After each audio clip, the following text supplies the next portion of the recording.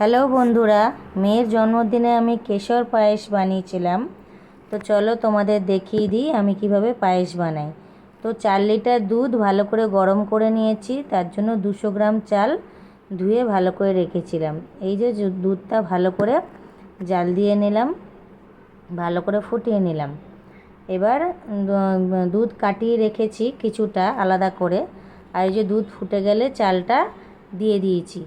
চাল সেদ্ধ হয়ে গেছে, এবার তার মধ্যে এবার মিছরিগুলো দিয়ে দিলাম। চাল ভালো করে সেদ্ধ হয়ে যাওয়ার পর আমি মিছরি দিয়েই পায়েস করি, মিছরি দিয়ে পায়েস করলে বেশ ভালো হয়।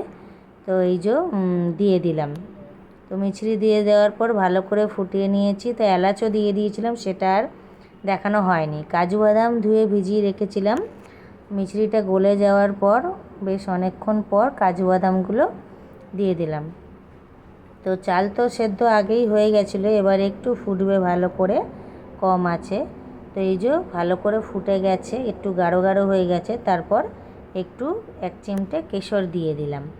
এবার কেশর দিয়েও আরও কিছুক্ষণ ফুটবে, মানে ক্ষীর হওয়া অবধি এবার অপেক্ষা করব। এই দেখো কেশরের জন্য একটা কি সুন্দর হলুদ ভাব এসেছে।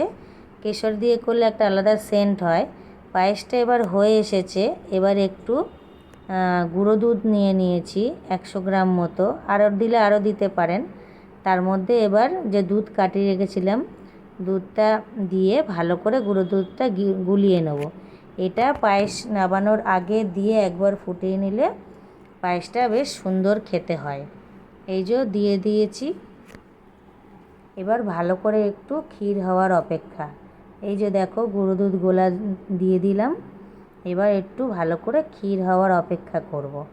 বেশ অনেকক্ষণ ধরে ফুটিয়ে নেব কম আছে, যাতে তলায় লেগে না যায়। এবার হয়ে এসছে। এবার আরও 1 চিমটে কেশর দিয়ে দিলাম। লাস্টে প্রথমের দিকে দিয়েছিলাম, আবার লাস্টের দিকে একটু দিয়ে দিলাম। এই দেখো এখন এত পাতলা লাগছে পায়েসটা, কিন্তু পরে ঠান্ডা হয়ে গেলে জমে যাবে। দেখো পুরো 1 হাঁড়ি দুধ করেছিলাম, কিন্তু এখন দেখো পায়েসটা অনেকটা নিচে নেমে গেছে হাঁড়ির। এই যে মেয়ের জন্য কাটিয়ে রাখলাম, এটা রুপোর বাটিতে কাটিয়ে রাখলাম। এটা আমার মেয়ের জন্মদিনে প্রত্যেক বছর বার করা হয়, আমার বাবা দিয়েছিল অন্নপ্রাশনে। তো ওই জন্মদিনেই বার করা হয় রুপোর বাটি চামচ, প্রত্যেক বছর বার করি, এতেই সার্ভ করি পায়েসটা। তো এই দেখো এখন এত পাতলা মনে হচ্ছে, কিন্তু এটা ঠান্ডা হয়ে গেলে জমে যাবে। খুব সুন্দর লাগে, একবার এরম কেশর দিয়ে পায়েস করে দেখবে।